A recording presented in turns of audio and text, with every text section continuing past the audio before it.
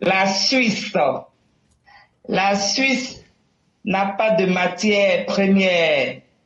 Elle est ce qu'elle est aujourd'hui grâce à la matière grise des populations venues de l'Allemagne, de la France, de l'Italie, en développant l'industrie du textile et le commerce. Les Huguenots, un peuple venu d'exil en Suisse, venu s'exiler en Suisse, ont développé l'industrie horlogère qui a mené un petit pays à la pointe de la microtechnique. Nous connaissons toutes la réputation dans le domaine des montres et par la même occasion renforcer son énergie électrique à la pointe de la recherche-développement dans la biopharmaceutique. Exemple, Merck, Cereno pour les médicaments. Par les banques, ils ont fait de leur pays un paradis fiscal. Là où le monde entier payait moins d'impôts, ils ont pris nos fèves de cacao pour le transformer en chocolat et chocolat au lait. Ensuite viennent les armes et les assurances, ce qui concerne la Suisse.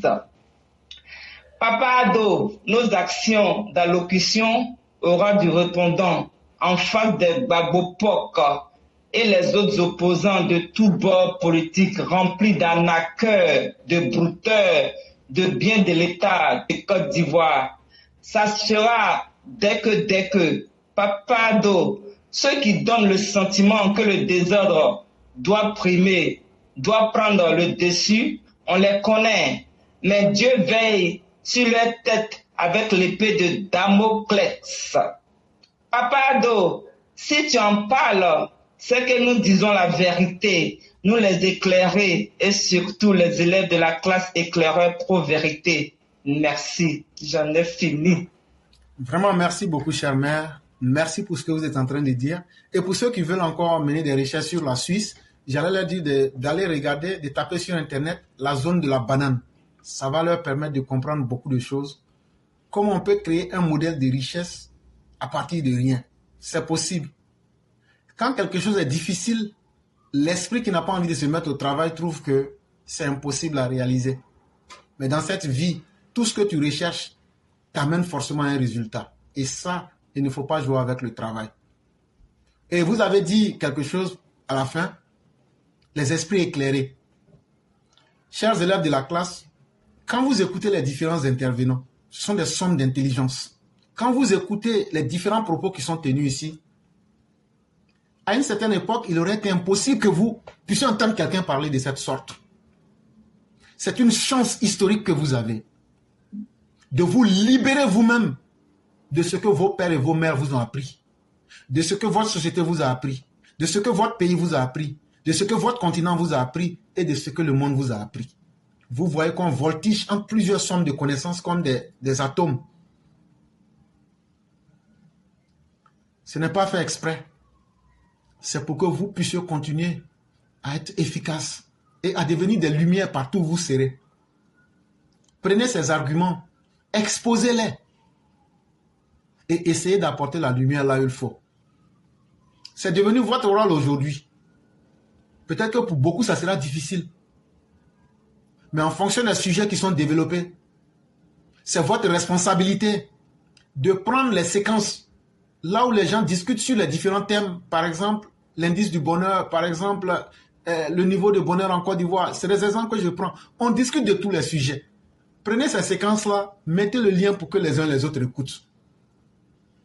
Parce que nous n'avons pas la science infuse. Mais tant que ce que nous avons peut aider à ouvrir des esprits.